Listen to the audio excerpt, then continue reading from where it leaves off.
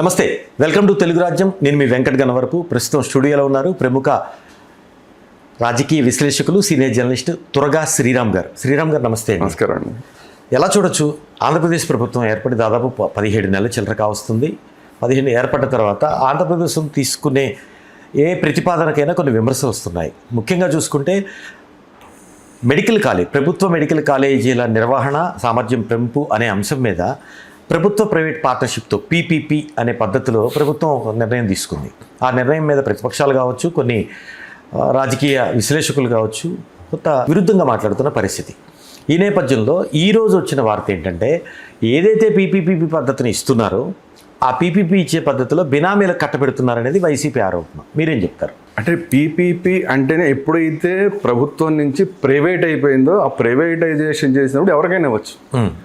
సహజంగా రాజకీయ నాయకులు చేసే పని వాళ్ళ అనుయాయులకి ఇచ్చుకుంటారు. అంతేగాని స్పెషల్గా ఏదో సమాజాన్ని ఉద్ధరించే ఎన్జిఓలకి ఎవరికి. పీపీపీ ఎప్పుడైతే ప్రైవేట్ అని వచ్చిందో ఆటోమేటిక్గా అనుయాయులకి వెళ్ళటం అనేది చాలా కామన్ ఇష్యూ. కానీ వడ్డించేవాడు మన మాట్లాడైతే ఇస్తరు నిండుతుందనే సామెత కూడా ఉంది. ఇప్పుడు ఆ బేసిస్లో అక్కడ అక్కడ లబ్ధి తీసుకున్న వాళ్ళకి జరిగితే అక్కడ చదువుకునే విద్యార్థులకు కానీ ఆ వ్యవస్థలో కానీ లోపభూయిష్టత రాదంటారా? 100% అదే జరుగుతుంది.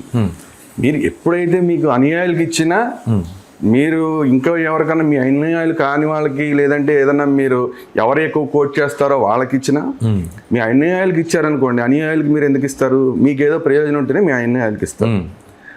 మీ అక్కడ జరిగే పని జరగాలి, మీకు ప్రయోజనం జరగాలి, ఇవన్నీ జరగాలంటే వాళ్ళు మళ్ళీ దాన్ని రాబట్టుకోవాల్సిన ప్రయత్నం వాళ్ళు చేయాల్సిందే కదా. అలాగైనా సామాన్యులకి అన్యాయం జరుగుతుంది. మీ అనుయాయులు కాదు, ప్రైవేటైజేషన్ చేద్దాం అనుకున్నారు. ప్రైవేటైజేషన్ చేసినా ప్రైవేట్గా వ్యక్తి ఎందుకు వస్తాడు మీ దగ్గరికి? వాడికి ఏదో ఒక లాభం ఉంటేనే పెట్టుబడి పెడతాడు. వాడేమి మఠమేం నడుపుకోవట్లేదు కదా, చారిటీ ఏం చేయడానికి రాలేదు కదా. ప్రైవేట్ వ్యక్తి చారిటీ చేయడానికి రాడు. నువ్వు రూపాయి పెట్టా అంటే రూపాయి మీద రూపాయి పాల రావడానికి వాడు పెట్టుబడి పెడతాడు. అట్లాంటప్పుడు అది ఎవరికి నష్టం జరుగుతుంది? సామాన్య స్టూడెంట్కి జరుగుతుంది కదా. ఆటోమేటిక్గా అదైనా ఇదైనా ఏదైనా ఇప్పుడు తీసుకున్న ప్రభుత్వం ఏదైతే ప్రైవేటైజేషన్, పీపీపీ అంటే ప్రభుత్వము ప్రైవేటైజేషన్ రెండు కలిపి అంటున్నా, ఏదైనా ఎప్పుడైతే ప్రైవేట్ ఇన్వాల్వ్మెంట్ ఉందో అప్పుడు సామాన్యుడికి ఖచ్చితంగా అన్యాయమే జరుగుతుంది.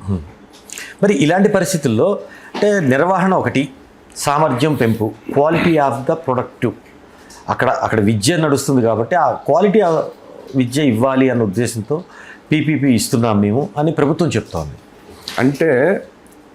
అంటే ఏంటి? మేము క్వాలిటీ విద్యని ఇవ్వలేము ప్రభుత్వం అని చెప్తుందా? అంతేగా.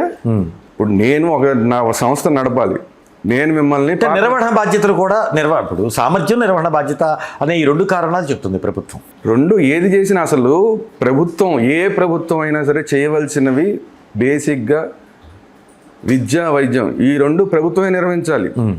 మిగతా ఏవైనా మీరు ప్రైవేటైజ్ చేసుకోండి. విద్య, వైద్యం, న్యాయ సేవ ఇవి ప్రజలకు అందుబాటులో ఉండాలి. ఇవి ప్రజలకు అందుబాటులో ఉండటం కోసమే ప్రభుత్వం తప్ప, లేకపోతే ఏముంది? మిగతా పెట్టుబడి దేశాలకి మనకి తేడా ఏముంటుంది? అంతే కదా. ఇప్పుడు అమెరికాలో ఎవడైనా ఏదైనా చేసేసుకోవచ్చు, వాడికి ప్రభుత్వంతో సంబంధం లేదు. ప్రభుత్వాన్ని ఎందుకు మనం ఇన్వాల్వ్ చేస్తున్నాం అంటే సామాన్యుడికి అందుబాటులో ఉండటం కోసం, ధరలు ఆకాశాన్ని వెళ్ళిపోకుండా ఉండటం కోసం. ఈ రెండు, విద్య, వైద్యం, ఈ రెండు అందుబాటులో లేకపోతే సామాన్యుడి జీవితం, మధ్యతరగతి జీవితం అన్యాయం అయిపోతుంది. ఈరోజు ఒక కుటుంబంలో ఎక్కువ ఖర్చు ఎక్కడ జరుగుతుంది అంటే, వాడు ఒక 1000 రూపాయలు సంపాదిస్తే అందులో పిల్లల చదువులకి, వాళ్ళ ఇంట్లో పెద్దవాళ్ళకి కానీ వాళ్ళకి కానీ ఏదైనా జరిగితే ఆ వైద్యానికే అయిపోతుంది. దానివల్లే మిడిల్ క్లాస్ అనేది లోయర్ మిడిల్ క్లాస్ అయిపోతున్నారు. ఈవెన్ అప్పర్ మిడిల్ క్లాస్ వాళ్ళు కూడా మిడిల్ క్లాస్ అయిపోతున్నారు. అంటే ఒక హాస్పిటల్కి వెళ్ళాల్సి వచ్చింది అంటే వాడు దాచుకున్న డబ్బులో కొన్ని సంవత్సరాల ఆర్థికంగా కుదేలే పరిస్థితి, కొన్ని సంవత్సరాల పాటు దాచుకున్న డబ్బు ఒక్కసారి ఒక జబ్బుకి అయిపోతుంది. అందుకని అలాంటి ప్రమాదం జరగకుండా ఉండటానికే విద్య, వైద్యం ఈ రెండు కూడా ఖచ్చితంగా ప్రభుత్వ ఆధ్వర్యంలో ఉండాలి. ఇది బేసిక్ రూల్. ఈ బేసిక్ ప్రిన్సిపల్ని మీరు మార్చేసి ప్రైవేటైజేషన్ చేస్తాను అంటే, కానీ సీట్ల అలికేషన్లో ప్రభుత్వానికి ఇవ్వాల్సిన సీట్లు ప్రభుత్వం దగ్గరే ఉంటాయి, ప్రైవేటుకి ఇవ్వాల్సినవి ప్రైవేటు కోటా ప్రైవేటుకి ఇస్తారు పీపీపీ పద్ధతిలో అని ప్రభుత్వం పక్క చెప్తోంది. అది ఆచరణ సాధ్యం అవుతుందంటారా? మీరు ఆల్రెడీ అలకేట్ చేసిన సీట్లనే వద్దని మీరు వెనక్కి పంపించారు కదా. మీరు 17 కాలేజీల కోసం అలకేట్ అయిన సీట్లో ఇంకా ఏవైతే రెడీ అవ్వలేదు, వాడు ఇప్పుడు అప్పుడే రెడీ అవ్వలేదు, మాకు కొన్ని సీట్లు వద్దని చెప్పేశారు కదా మీరు. కేంద్ర ప్రభుత్వానికి రాశారు కదా, అంటే ఏంటి మీరు ఉంచుకోవాలి కదా, నిజంగా మీరు ప్రభుత్వం ఆధ్వర్యంలో ఉంచుకోవాలంటే అవన్నీ ఉంచుకోవాలి కదా. ఉంచుకోకుండా ఎందుకు వద్దన్నారు? అసలు ప్రైవేట్ మెడికల్ సీట్లు అనేవి అసలు మళ్ళీ తెచ్చుకోవడం సాధ్యపడే విషయమా? అవ్వదు. ఎంతో కష్టపడితే, ఎంతో రికమెండేషన్లు ఉంటే, కేంద్ర ప్రభుత్వానికి మనతో ఎంతో అవసరాలు ఉంటే అట్లాంటి రాష్ట్రాలకి కొంచెం ఎక్కువ ఎలకేట్ చేస్తారు.